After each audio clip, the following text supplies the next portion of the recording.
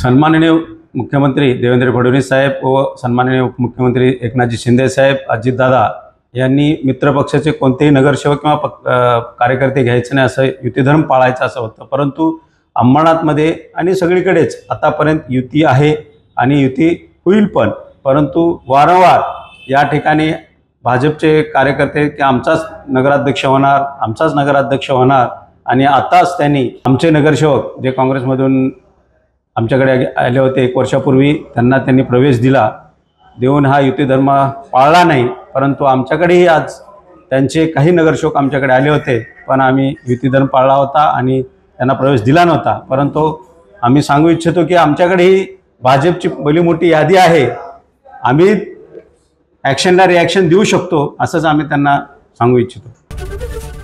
ABP माझा, उघडा डोळे बघा नीट।